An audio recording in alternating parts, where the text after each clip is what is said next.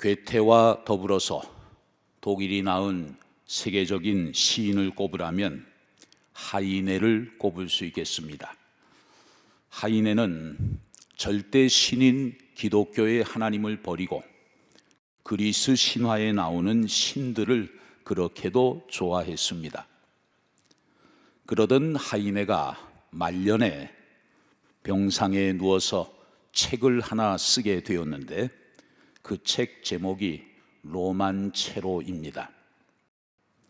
이 책은 하이네가 척추 결핵으로 고통을 받으면서 죽음 앞에서 써내려간 말년의 대작이지요. 그 책에 보면 이런 이야기가 나옵니다.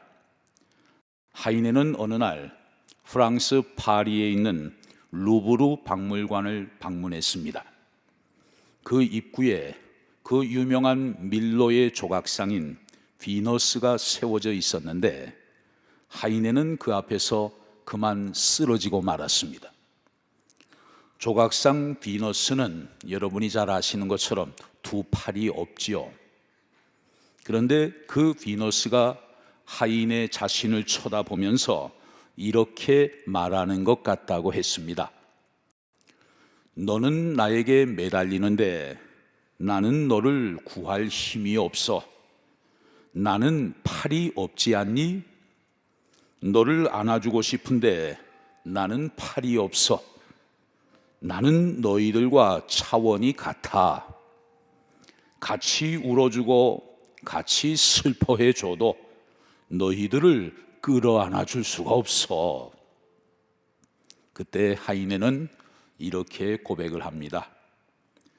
인간이 못하는 것, 잡신들이 못하는 것, 두 팔을 뻗어 우리를 끌어안아 주실 수 있는 분은 역시 여호와 하나님 한 분뿐이시다. 그렇습니다. 힘들고 고단한 세상 속에서 우리를 붙잡아 주시고 쓰러져 있는 우리를 다시 일으켜 주실 수 있는 분은 오직 하나님 한 분밖에는 없는 것입니다. 오늘 이 시간 주시는 말씀을 통해 하나님의 손을 붙잡고 다시 일어설 수 있는 복된 여러분들 다 되시기를 주의 이름으로 축복합니다. 오늘 본문 시편 42편은 표제어를 보면 고라 자손의 마스길이라고 설명하고 있습니다. 고라 자손이 기록한 시편이 바로 본문 시편 42편입니다. 그리고 이어지는 43편은 표제어가 나타나 있지 않아요. 그러니까 시편 42편과 43편은 하나의 시편이라고 말할 수 있겠습니다.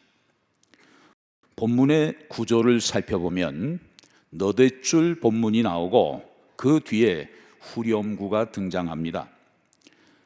반복되는 운율을 가지고 있습니다.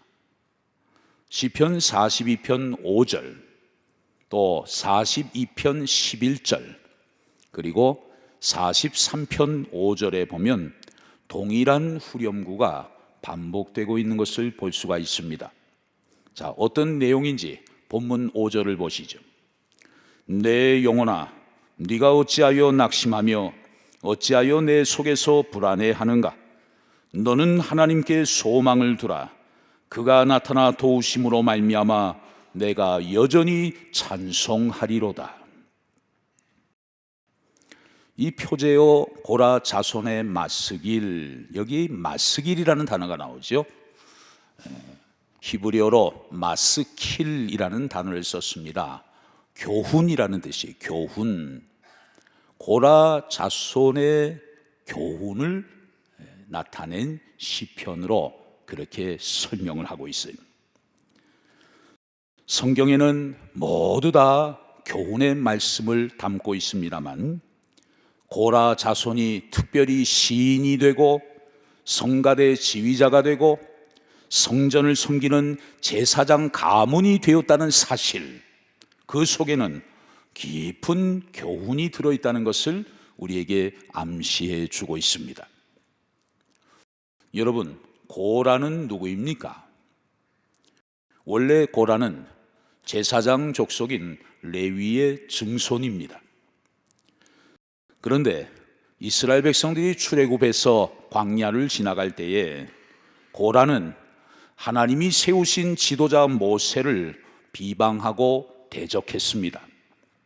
그때 하나님은 고라에게 속한 모든 사람들에게 무서운 심판을 내리셨습니다. 민수기 16장 31절에서 33절에 보면 그들이 섰던 땅 바닥이 갈라지니라. 땅이 그 입을 열어 그들과 그들의 집과 고라에게 속한 모든 사람과 그들의 재물을 삼키매 그들과 그의 모든 재물이 산채로 스올에 빠지며 땅이 그 위에 덮이니 그들이 회중 가운데서 망했다고 말씀합니다. 고라와 반역의 무리들이 서 있던 그 땅 바닥이 갑자기 갈라졌어요. 그리고 그들의 집과 모든 재물이 땅 속으로 다 들어가 버렸습니다. 그리고 고라와 그 반역의 무리들은 집안이 다 완전히 망하게 되었습니다. 고라는 한마디로 저주의 대명사가 되었던 것입니다. 그런데 민수기 26장 11절에 보면 아주 놀라운 사실을 우리에게 말씀해 줍니다. 고라의 아들들은 죽지 아니하였더라. 그 무서운 형벌의 현장에서 그의 아들들은 심판에서 벗어나 살아나게 되었어요. 천벌받은 가문인 줄 알았는데 고라의 아들들에게는 하나님께서 긍휼을 베풀어 주셔서 살아나게 하신 것입니다. 이러한 경험을 통해서 고라의 아들들은 깊은 교훈을 깨닫게 되었습니다. 자신들을 살려주신 하나님의 은혜를 기억하며 감사했습니다. 그래서 그들은 하나님을 더 잘 섬기려고 애를 썼습니다. 하나님의 은혜에 보답하기 위해 더욱더 최선을 다했습니다. 그랬더니 하나님이 고라의 자손들에게 복을 베풀어 주셔서 자손들이 크게 번성할 수 있게 되었던 것입니다. 그 후에 고라 자손들은 지난날 자기 조상들이 행한 그 부끄러운 실패를 다시 회복할 수 있는 기회를 얻게 되었는데 다윗 시대에 그 기회를 얻게 되었습니다. 다윗은 나라를 세울 때 다양한 계층의 사람들을 다 끌어안았습니다. 상처받은 자들, 병든 자들, 빚진 자들, 목자 잃은 양같이 방황하는 천민들, 또 사회에서 억울하게 쫓겨나 깡패 무리가 된 그 모든 사람들을 다 끌어안고 그들을 치유하면서 새 나라를 건설하게 된 것이지요. 이때 고라의 자손들도 다윗의 수하로 들어갑니다. 다윗을 위해 누구보다도 충성하며 헌신합니다. 다윗이 위기를 만나게 되면 이 고라 자손들이 칼을 들고 다윗을 보호하면서 다윗의 왕위를 든든히 지켜냈던 것이죠. 오늘 본문은 다윗 시대에 쓰여진 시입니다. 다윗은 왕이 된 이후에 자기 아들 압살롬에 의해 반란을 경험하게 됩니다. 다윗은 아들의 구테타에 쫓겨서 측근 몇 사람을 데리고 피난길에 오르게 되죠. 그런데 그때도 다윗 왕을 수종들던 신하들 가운데 바로 고라의 자손들이 있었어요. 또 역대상 12장 6절에 보면 다윗이 사울 왕에게 쫓겨서 숨어 지내게 될 때 다윗을 도왔던 용사들의 이름이 나오는데 거기에도 고라 사람들의 이름이 기록되어 있습니다. 피난길에 예배조차 드릴 수 없어서 눈물 짓는 왕의 마음을 이 고라 자손들이 안타깝게 느꼈습니다. 그래서 예배 찬양시를 저들이 짓게 되었는데 그것이 바로 오늘 본문 시편 42편, 43편이 되는 것이죠. 여러분, 자기들의 조상은 지도자 모세를 비난하고 대적하다가 수치스러운 저주의 가문이 되고 말았습니다. 그러나 그 자손들은 절망하지 않고 포기하지 않았습니다. 오히려 더 열심히 하나님을 섬기고 충성했습니다. 그래서 가문을 다시 일으키고 성전의 음악가가 되어서 레위 자손 중에 가장 유명한 가문으로 역사 속에 등장하게 되었던 것입니다. 오늘 본문 1절에서 시인은 이렇게 고백합니다. 하나님이여, 사슴이 시냇물을 찾기에 갈급함같이 내 영혼이 주를 찾기에 갈급하니이다. 동물학자들의 말을 들어보면 사슴은 피가 뜨거워서 갈증을 잘 견디지 못한다고 합니다. 평소에는 조용하고 얌전한데 갈증을 느끼게 되면 꽥꽥 소리를 지르면서 금방 죽을 것처럼 이리 뛰고 저리 뛰며 헐떡거린다고 해요. 이 사슴에게 있어서 물 한 모금은 곧 생명과도 같은 것 아닙니까? 이처럼 우리 신앙인에게 있어서도 이 물 한 모금이 필요한데 이 물 한 모금은 무엇을 의미하는 것일까요? 그것은 바로 하나님의 임재를 의미합니다. 하나님의 말씀을 의미합니다. 하늘을 향한 기도, 하나님과의 만남, 하나님 앞에 드리는 거룩한 예배, 이것을 먹지 못하면, 이것을 얻지 못하면, 이것을 경험하고 누리지 못하면 목마른 사슴이 생명수를 얻지 못해 다 죽어가는 것처럼 결국 인간도 죽을 수밖에 없다고 시인은 우리에게 교훈하고 있는 거예요. 여러분, 하나님의 자녀된 우리들이 반드시 먹어야 할 양식이 있습니다. 그것은 바로 하나님의 말씀이에요. 이것은 먹어도 되고 안 먹어도 되는 게 아니에요. 못 먹으면 죽는 것입니다. 성경 안 읽고 말씀 안 들어도 전혀 문제없이 살고 있다고 얘기하는 분들이 있습니까? 그런 분들은 자기 영혼을 한번 깊숙이 살펴보세요. 정말 영혼이 살아있는지. 또 우리가 마셔야 할 생수가 있습니다. 그것은 바로 감동적인 예배입니다. 예배에 은혜 받지 않고 형식적인 예배를 드리면서도 아무 문제 없이 잘 지내고 있다고 말하는 분이 있습니까? 그런 분들은 자기 영혼을 자세히 살펴보세요. 정말 내 영성이 살아있는지, 내 영혼이 하나님 앞에 건강하게 서 있는지 진지하게 자기 자신을 성찰해 보아야 합니다. 오늘 본문의 시인은 2절에서 이렇게 고백합니다. 내 영혼이 하나님 곧 살아계시는 하나님을 갈망하나니 내가 어느 때에 나아가서 하나님의 얼굴을 배울까? 히브리인들이 하나님의 얼굴을 뵙는다는 이 표현은 여러분 무슨 의미일까요? 그것은 하나님의 성전에 나아가서 하나님을 예배하고 하나님이 주시는 행복한 은혜를 경험하는 것, 그것을 하나님의 얼굴을 뵙는다, 그렇게 표현하는 것입니다. 그렇습니다. 우리의 영혼이 살아있다면 우리도 역시 살아계신 하나님을 갈망하게 되어 있어요. 하나님의 얼굴을 뵙고 싶은 열망이 생기게 됩니다. 하늘의 보호자를 바라보면서 살아있는 예배를 드리고 싶은 간절한 마음이 우리 속에서 생겨나게 돼요. 그게 없다면 우리의 영혼은 지금 병들어 있는 것입니다.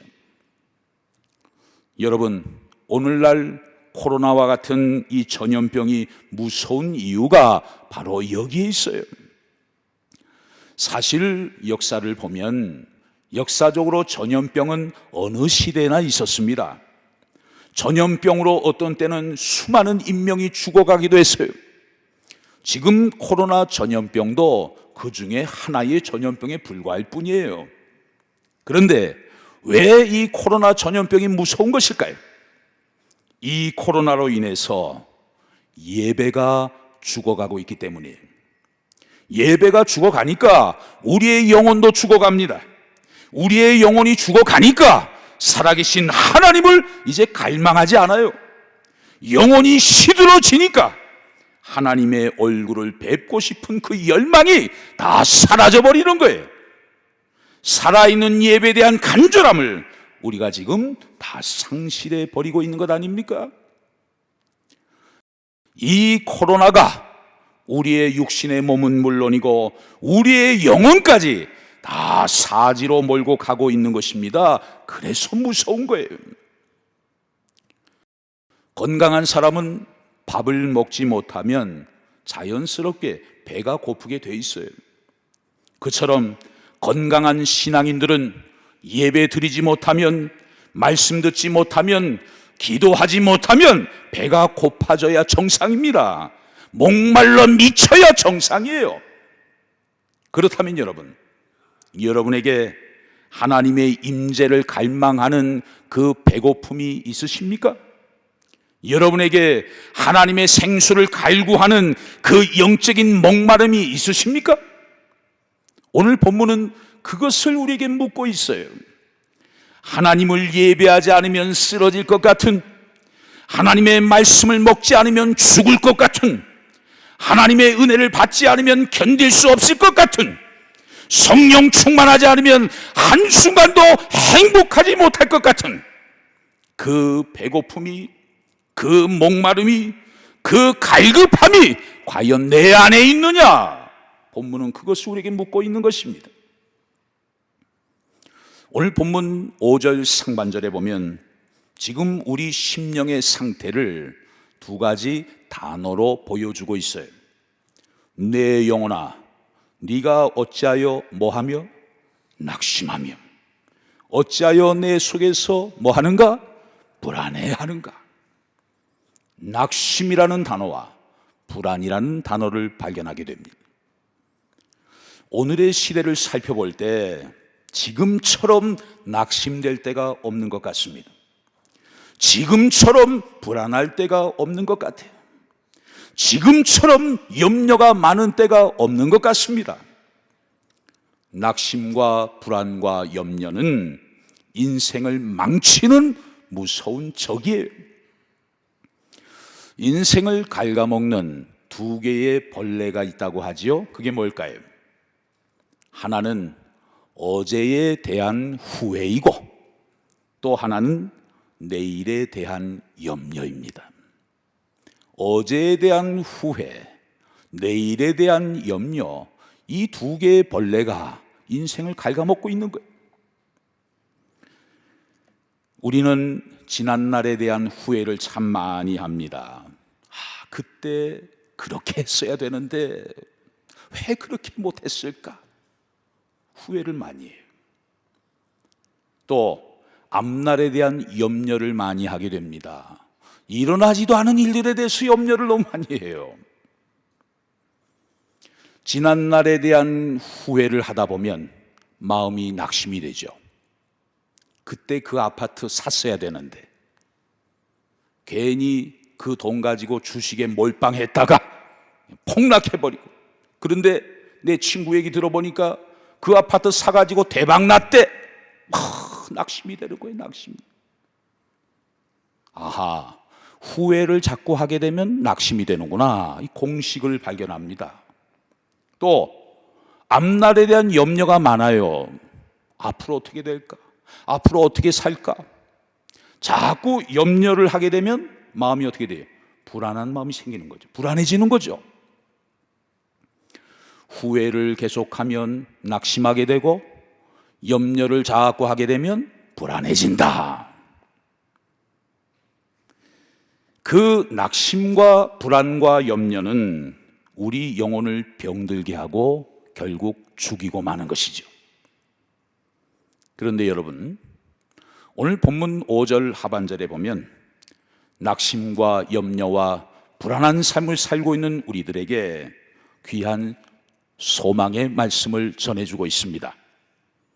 낙심과 불안의 바이러스를 깨끗하게 퇴치시킬 수 있는 강력한 백신을 우리에게 소개하고 있어요.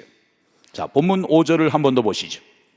내 영혼아, 네가 어찌하여 낙심하며 어찌하여 내 속에서 불안해하는가? 너는 하나님께 소망을 두라. 그가 나타나 도우심으로 말미암아 내가 여전히 찬송하리로다. 여러분, 오늘날 우리 삶의 자리에는 수많은 낙심과 불안거리들이 있습니다. 크고 작은 염려거리가 끊이지 않고 있어요. 그러나 그런 삶의 자리에서도 오히려 살아계신 하나님께 소망을 두고 그 하나님을 전심을 다해 앙망하고 그 하나님 앞에 최선을 다해 기도하며 나아가면 어떻게 된다는 거예요? 하나님이 우리 삶의 자리에 나타나신다는 것입니다. 하나님이 우리를 도와주신다는 것입니다. 그래서 우리가 마침내 하나님을 찬송하게 된다는 것입니다. 할렐루야! 우리 본문 5절 상반절은 제가 읽고 하반절은 같이 읽도록 하겠습니다. 내 영혼아 네가 어찌하여 낙심하며 어찌하여 내 속에서 불안해하는가. 다 같이 너는 하나님께 소망을 두라. 그가 나타나 도우심으로 말미암아 내가 여전히 찬송하리로다. 할렐루야! 아멘. 시편 42편 43편을 쭉 읽어보면 나라고 하는 1인칭 나를 무려 51번이나 쓰고 있어요. 나라고 하는 자기 자신을 바라볼 때는 모든 상황이 다 절망적이었습니다. 그런데 내 시선을 하나님께로 돌려서 하나님 앞에 엎드려 기도하기 시작했을 때 낙심과 불안은 다 사라지고 오히려 소망이 생기고 오히려 하나님 앞에 찬송하게 되었다고 시인은 지금 고백하고 있는 것이죠. 모든 문제의 해결책은 오직 하나님께 있다는 사실을 여러분들 믿으실 수 있기를 바랍니다. 사랑하는 성도 여러분, 고라 자손들이 절망의 밑바닥에서 다시 일어설 수 있었던 그 비결은 무엇입니까? 그것은 하나님만을 갈망했기 때문이었습니다. 하나님만을 사모했기 때문이었습니다. 하나님께만 오직 소망을 두었기 때문이었습니다. 내 영혼이 살아계시는 하나님을 갈망하니이다. 내 영혼이 주를 찾기에 갈급하니이다. 이 시간 간절한 마음으로 하나님을 예배하고 하나님의 은혜를 사모하며 갈망하는 여러분 모두에게 하나님이 만나주시고 은혜를 베풀어 주시고 다시 소망과 세임과 능력을 부어주시기를 주의 이름으로 간절히 축원합니다.